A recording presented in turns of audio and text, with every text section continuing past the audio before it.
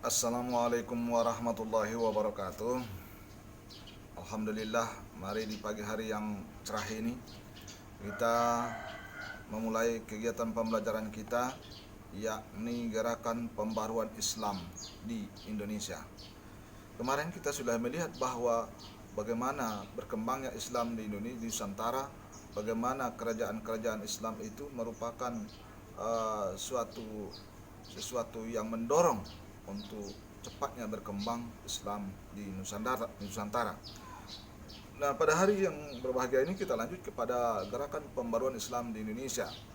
Gerakan ini dibagi dua, yang pertama gerakan pendidikan dan sosial, yang kedua gerakan politik. Gerakan pendidikan dan sosial ini kita lihat di bidang pendidikan, sekolah tawalib. Kita lihat sekolah tawalib ini berasal dari surau jembatan besi. Surau ini berarti langgar atau masjid. Jadi lembaga pendidikan surau berarti pengajian di masjid, mirip dengan pesantren di Jawa. Haji Abdullah Ahmad dan Haji Rasul pada tahun 1906 telah merintis perubahan sistem surau menjadi sistem sekolah.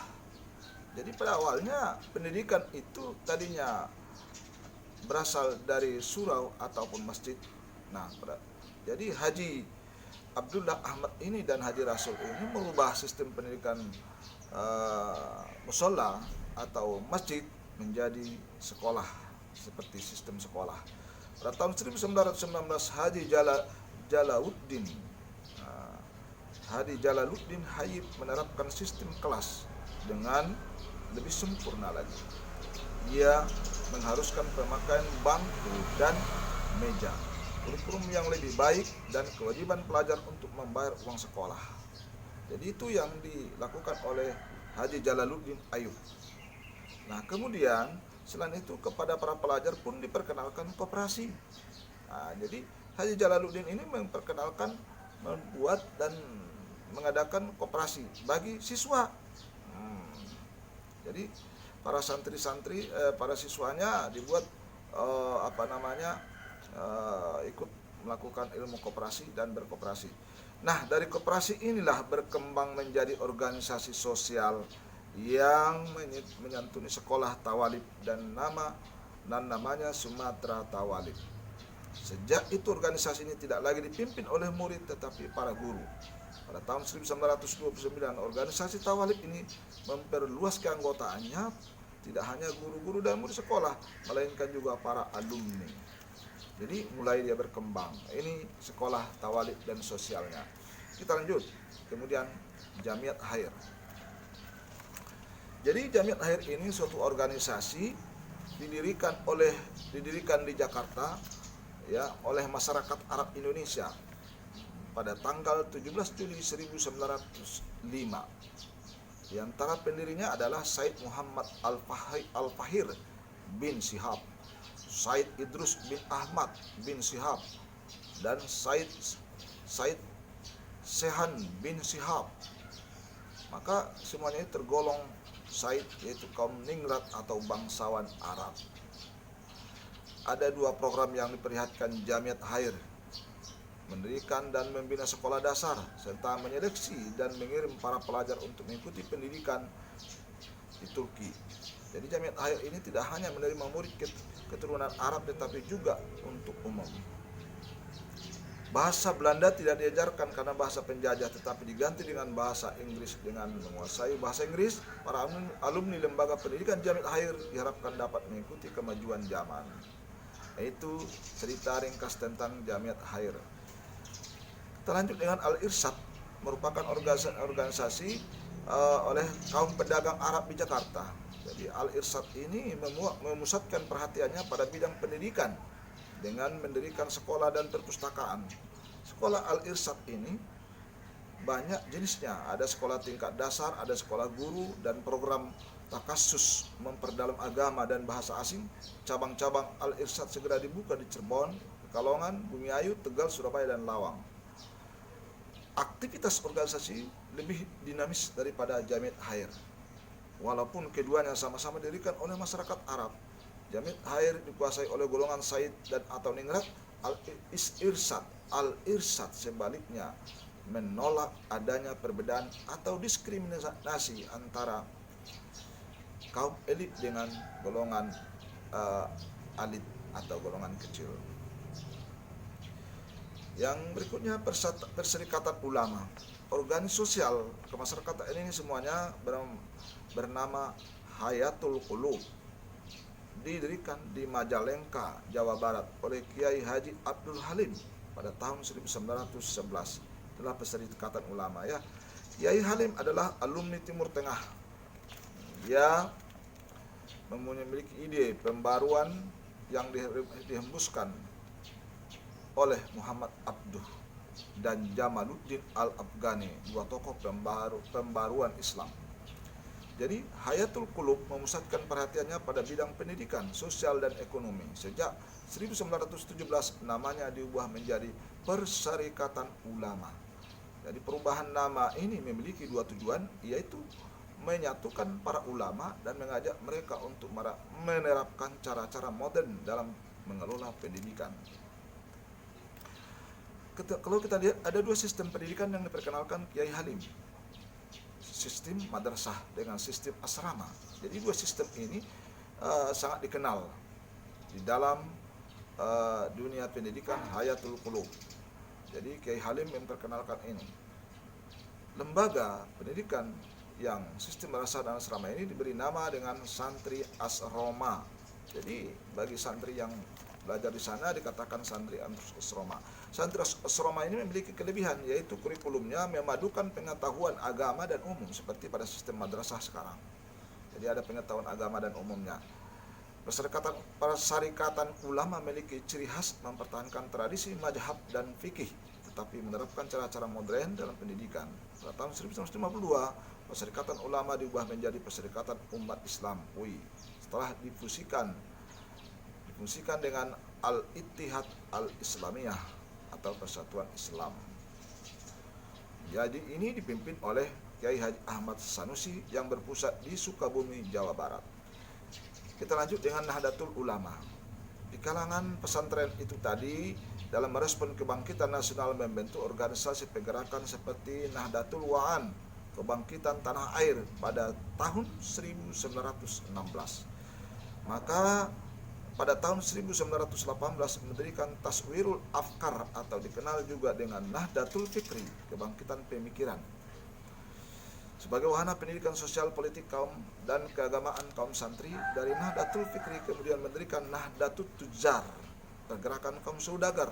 Sedikit ini dijadikan basis untuk memperbaiki perekonomian rakyat. Dengan adanya Nahdlatul Tujjar ini, maka Taswirul Afkar selain tampil sebagai kelompok studi juga menjadi lembaga pendidikan yang berkembang sangat pesat dan memiliki cabang di berbagai kota. Nahdlatul Ulama didirikan pada tanggal 16 Rajab 1344 Hijriah atau 31 Januari 1926. Organisasi ini dipimpin oleh Kiai Haji Hasim Al-Asy'ari sebagai Rais Akbar. Untuk menegaskan prinsip dasar organisasi ini, maka Kiai Haji Hasim Al-Asy'ari merumuskan kitab Kanun Asasi, prinsip dasar. Kemudian juga merumuskan kitab I'tiqad Ahlus Sunnah wal Jamaah.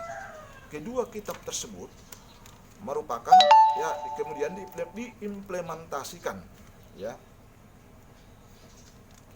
diimplementasikan dalam Hittah NU yang dijadikan sebagai dasar dan rujukan warga NU dalam berpikir dan bertindak dalam bidang sosial, keagamaan, dan politik. Organisasi ini bertujuan untuk menegakkan ajaran Islam menurut paham kitab I'tiqad Ahli Sunnah wal Jamaah.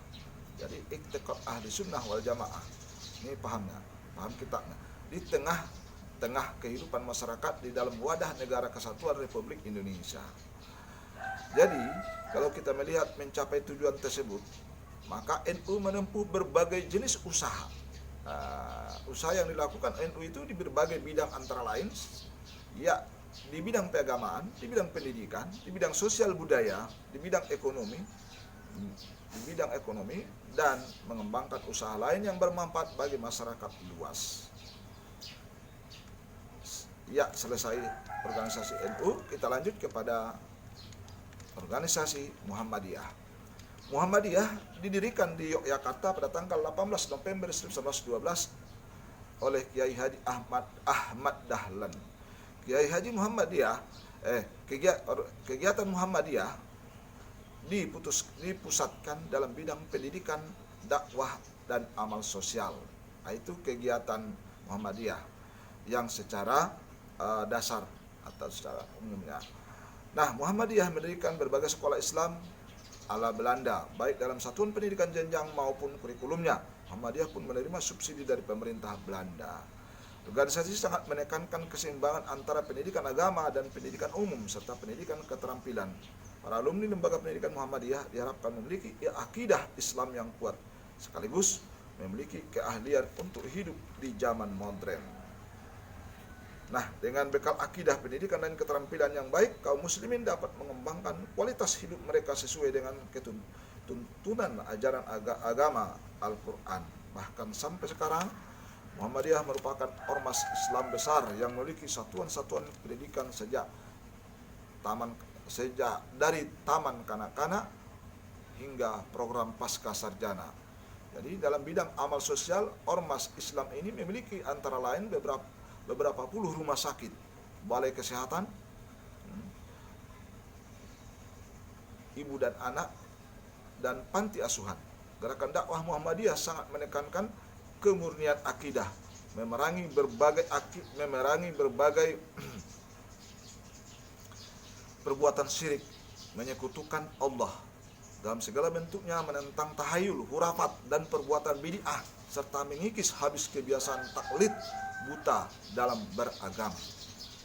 Jadi Muhammadiyah menekankan pentingnya membuka pintu ijtihad dalam bidang hukum Islam agar umat Islam terbebas dari taklid buta serta menolak tradisi bermadzhab dalam fikih.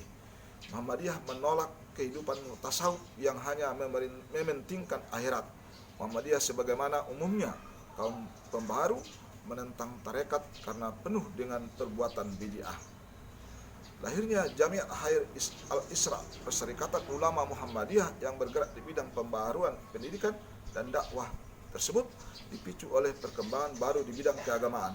Agama harus fungsional dalam kehidupan, bukan hanya sekedar tuntunan untuk kebahagiaan akhirat saja. Karena itu, agama harus didukung oleh ilmu pengetahuan modern. Nah, itu sebagai gerakan pendidikan dan sosial. Kita lanjut kepada gerakan politik. Kita lihat bahwa Islam tidak dapat menerima penjajahan dalam segala bentuk. Perjuangan umat Islam dalam mengusir penjajah sebelum abad 20 dilakukan dengan kekuatan senjata dan bersifat kedaerahan. Jadi pada awalnya kalau kita lihat abad 20 perjuangan itu dilakukan dengan mendirikan organisasi modern yang bersifat nasional. Jadi dengan mendirikan sifat organisasi-organisasi yang bersifat modern, bersifat nasional, baik ormas, organisasi sosial kemasyarakatan maupun orsospol, organisasi sosial politik, melakukan pendidikan melalui pendidikan ormas memperjuangkan kecerdasan bangsa agar sadar tentang hak dan kewajiban dalam memperjuangkan kemerdekaan. Dengan orsospol, kaum muslimin memperjuangkan kepentingan golongan Islam melalui saluran politik yang diakui pemerintah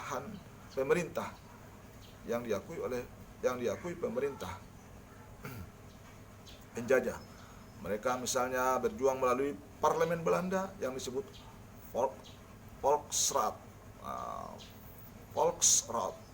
Volksraad di antara partai politik Islam yang tumbuh sebelum zaman kemerdekaan adalah Persaudaraan Muslim Indonesia (PERBI), Serikat Islam (SI), dan Partai Islam Indonesia (PII).